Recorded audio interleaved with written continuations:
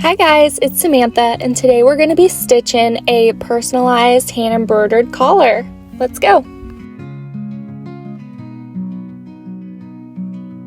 First, you're going to want to find something to stitch on.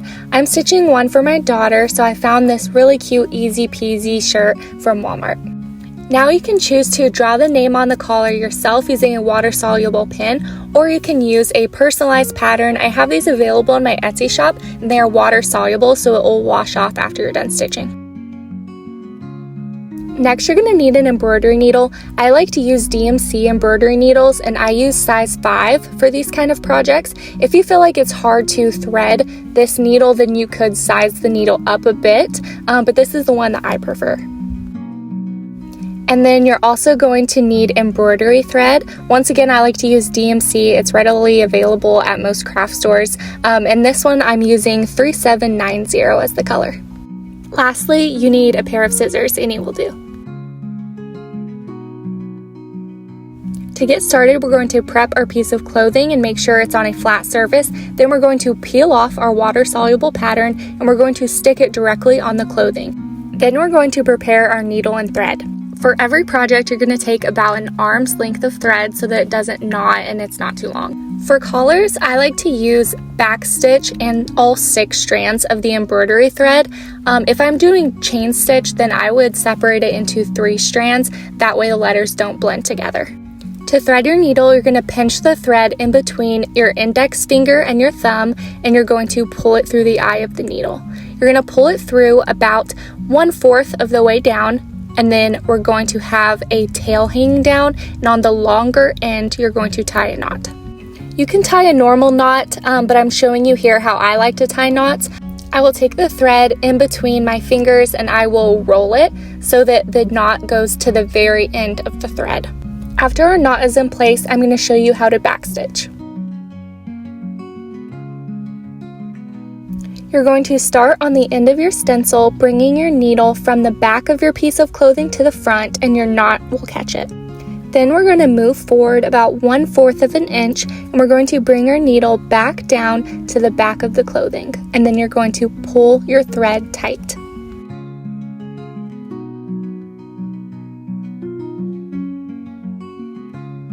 We're then going to bring our needle back up another 1/4 of an inch. You're going to bring it from the back of your fabric to the front, pulling your needle up and your thread all the way through. You will then bring your needle down where you ended your first stitch. Place your needle back down in the exact same spot where that stitch ended so that there's no gaps in your stitching. You will then pull your thread taut.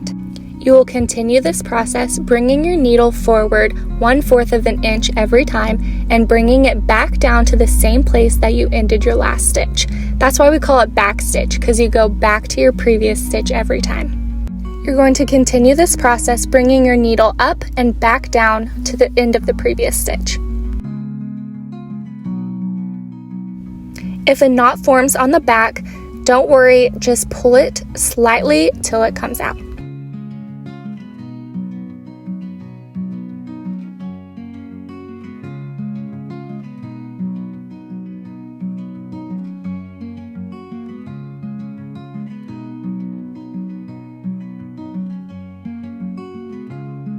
When you come to a previous line of stitches, you're going to continue your back stitch over the previous line.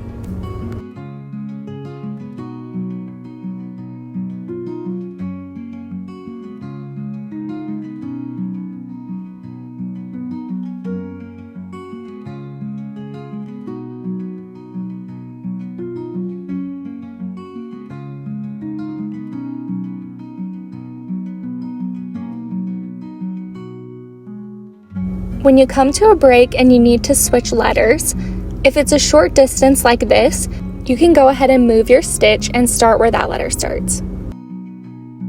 If you have a letter that has a really sharp curve, I like to make my stitches about half the distance so that it accounts for the curve. So here we're going to make our stitches even smaller so that the thread doesn't become loose on the curve.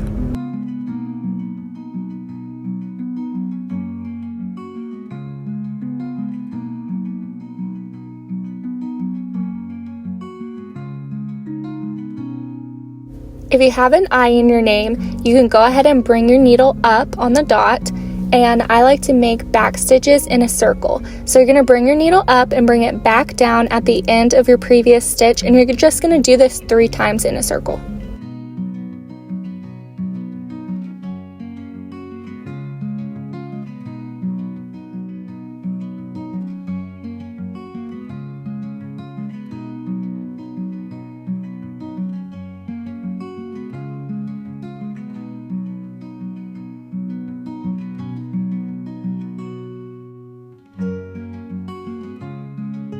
I'm running out of thread and I only have 1 letter left, but I'm going to go ahead and tie off and show you how I do that.